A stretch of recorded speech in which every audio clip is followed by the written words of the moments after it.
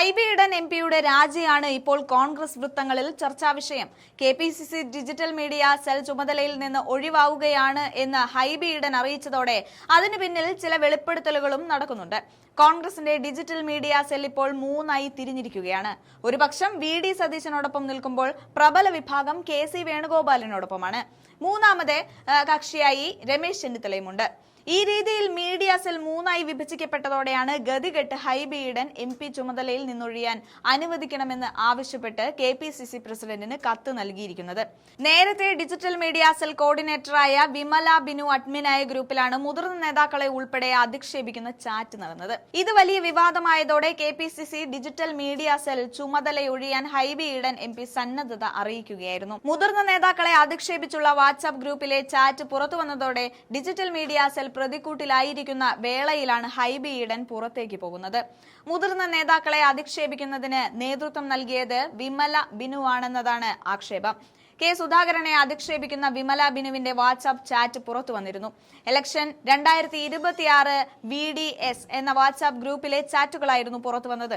വിമല ബിനു ആയിരുന്നു ഇതിന്റെ അഡ്മിൻ. കണ്ണൂർ സിംഹം എന്നല്ല, ഏത് സിംഹം അലറിയാലും രാവും പകലും കഷ്ടപ്പെട്ടവന്റെ ഒപ്പം എന്ന ക്യാപ്ഷനോടുകൂടി വി.ഡി. സതീശന്റെ പടം വിമല ബിനു ഗ്രൂപ്പിൽ പങ്കുവെക്കുകയും ചെയ്തിട്ടുണ്ട്.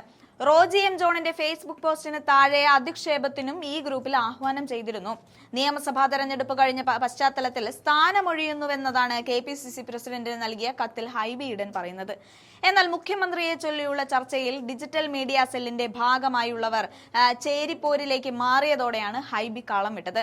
കെപിസിസി ഡിജിറ്റൽ മീഡിയ സെല്ലിൽ അഴിച്ചുപണിക്ക് സാധ്യതയും കാണുന്നുണ്ട്. എന്നാൽ ഭൂരിഭാഗം നേതാക്കന്മാരും പല ചേരിയിലേക്കും വഴിമാറിയതോടെ എന്നേക്കുമായി ഈ ഡിജിറ്റൽ മീഡിയ സെൽ പിരിച്ചു വിടുമോ എന്ന ചോദ്യവും ബാക്കിയാകുന്നുമുണ്ട്. ഡിജിറ്റൽ മീഡിയ സെല്ലിലെ ഭാരവാഹികളും ചേരിതിരിഞ്ഞ് സൈബർ പോരിന്റെ ഭാഗമായതോടെ ഒരു പൊട്ടിത്തെറി പ്രതീക്ഷിച്ചിരുന്നതാണ്.